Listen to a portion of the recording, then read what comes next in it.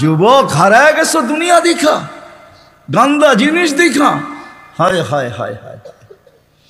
অথচ তোমার যৌবন দিছিল এই জন্য মুহাম্মদুর রাসূলুল্লাহর তরিকা দ্বারা, আদর্শ দ্বারা তুমি যুবক, ওই যুবক হবে, জমিনে চলবে, আর আল্লাহ বলবে ইন্নী উবাহিল মালাইকাতা বিশাব্বিস সালেহ।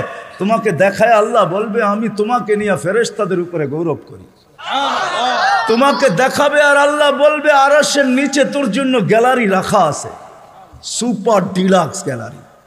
এই দুনিয়ার গ্যালারি, জান্নাতে সব রাখা আছে। কি চাও তুমি? ভাবছো জান্নাতে গান নাই, দুনিয়ায় শুনে নেই জান্নাতের গান? সময় নেই আমার হাতে, তোমাকে আমি জান্নাতের গান শুনাইতাম। জান্নাতেই দুনিয়ার গান। দুনিয়ার সিঙ্গার রে সিঙ্গার বলা হয় না, এটি তো ফিঙ্গার, সিঙ্গার না। সিঙ্গার তো আল্লাহ বানায় রেখা দিছেন, উপরে রাখা আছে জান্নাতে। শোনাবে, তারপরে আল্লাহ জিজ্ঞাসা করবে কেমন শুনলি? তুমি চিৎকার দিয়া বলবে লাকানাল মাউতুলা মুতনা রব্বানা। এমন আওয়াজ, মৌত থাকলে আওয়াজের ঝংকারে মরে যেতাম। আল্লাহ বলবে এই আওয়াজও কিছু না। ও যুবক, তোমাকেই তো ওই আওয়াজ দিবে আল্লাহ জান্নাতে যাওয়ার পরে। সৌতা দাউদ, তোমার গলার আওয়াজ দাউদ আলাইহিস ইসলামের মতো হবে। দুনিয়ার সিঙ্গার ওই গানের আওয়াজ উঠাবে তুমি, শুধু তুমি নাচবে না, হুর নাচবে না, খাদেমরা নাচবে না, জান্নাতও ডান্স করবে। জান্নাত এইখানে তো তুমি একটু কমর দুলাও, ঠিক না? এটার নাম ডান্স না। তোমরা ডান্স চিনো না, আমারে ডান্স চিনাইতে হবে না, আর আমাকে সিঙ্গারও চিনাইতে হবে না। আমি বড় বড় সিঙ্গার চিনি দুনিয়াতে, বড় বড় সিঙ্গাররা আমারে চিনে। আলহামদুলিল্লাহ, তুমি আমাকে সিঙ্গার চিনাইতে হবে না। এটার নাম ডান্স না, সব জান্নাতে রাখা আছে। স্টেজ তো আল্লাহও লাগাবে এরকম মাঝে মাঝে জান্নাতে। জিজ্ঞাসা করবে গান শুনবি? তো বলবে রেজওয়ান লাগা স্টেজ। প্রথম শোনাবে ফেরেশতা, আল্লাহ বলবে এত সুন্দর, তো বলবে আল্লাহ। তারপর আল্লাহ ডাকবে তালিয়া দাউদ, দাউদ আলাইহিস সালাম আসবে, বলবে এর চেয়ে সুন্দর। তারপরে আসবে আমাদের নবীজি, আল্লাহ বলবে এর চেয়ে সুন্দর। আল্লাহ বলবে রিজওয়ানের ফাইল হিজাব, এখন আমি শোনাবো। প্রতি শুক্রবারে আল্লাহ দাওয়াত খাওয়াবে। দাওয়াত কেমন হবে? হ্যাঁ, কয় আইটেম? 2-3 আইটেম হবে, ঠিক না? যখন নিজের জান্নাতি 70,000 আইটেম খাবে, আল্লাহর ওইখানে কয় কোটি আইটেম হবে। প্রতি শুক্রবারে দাওয়াত খাওয়াবে। কোনো বাবরচি পাক করবে না, আল্লাহ কুদরত দিয়া পাক করবে। কেমন হবে ওই আইটেম? শুধু খাওয়াবে না, কাপড় পরাবে। শুধু কাপড় পরাবে না, খুশবু লাগাবে, তারপরে গিফট দিবে। গিফট এত গিফট দিবে, দুনিয়ার সমস্ত ট্রাক জমা করলে একজনের গিফট জান্নাতে নিয়ে যেতে পারবে না। ফেরেশতা নিয়ে যাবে, এত গিফট দিবে আল্লাহ। বিশ্বাস হয় না? প্রতি শুক্রবারে প্লাস্টিক সার্জারি হবে।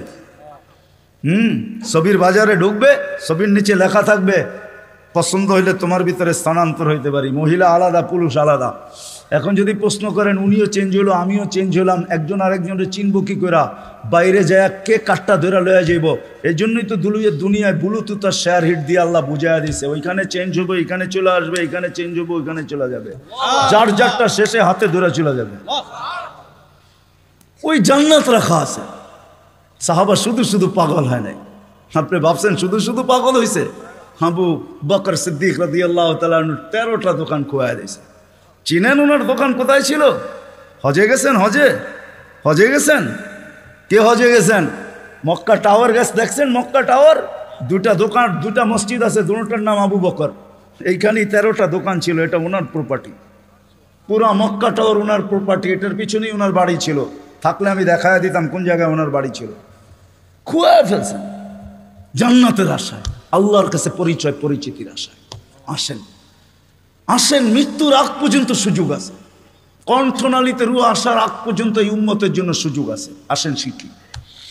সবচেয়ে বড় হাতিয়ার যেটা দিছেন, 1-এর ভিতরে 100 বানায়া আমাদের রসুলের জন্য, নাইলে কোনো দিন কারোর জন্য দিতেন না। আমি তো সব জায়গায় বলি, আল্লাহ কোন উম্মতকে 1.25 লক্ষ উম্মত আসছে, 312 জন রসুলের উম্মত আসছে, কাউকে আল্লাহ ডাইকা নেওয়ার দায়িত্ব নেন নাই। নামাজ দিছেন, ডাকার দায়িত্ব নাই। বলছি পড়লে পড়বা, না পড়লে না পড়বা। কিন্তু আমাদের নবীজির কারণে আল্লাহ আমাদেরকে ডাকার দায়িত্ব নিছেন। 5 ওয়াক্ত নিজে ডাকে, বন্ধুর দিলকে শান্ত করার জন্য। আমার মনে হয় বন্ধুর দিলকে শান্ত করার জন্য। কেননা মুসা আলাইহিস সালাম 5 ওয়াক্ত মানতে পারতেছিলেন না।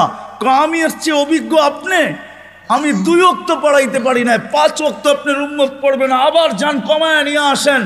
আল্লাহ রসুল বলছে লজ্জা লাগে, কিন্তু মনে মনে ভাবতেছিলেন অভিজ্ঞ লোকটা বলতেছে, আমার তো লজ্জা লাগে, অভিজ্ঞ লোকটা বলতেছে নামাজ মনে হয় আমার উম্মত পড়বে না। তো আল্লাহ বলছে, বন্ধু চিন্তা করেন না, আমি ঘুমের থেকে উঠে নিয়ে আসবো। নাইলে ফজরে কেন আজানে বলা হয় আসসালাতু খায়রুম মিনান নাওম? চিন্তা করেন না, আমি উঠে নিয়ে আসবো। একের ভিতরে 100 দিয়া দিছেন। আসেন দুটা অঙ্গীকার করি আজকে যে আল্লাহর রসুলের আদর্শ একটা হইলেও আমার জীবনের সঙ্গী বানাবো।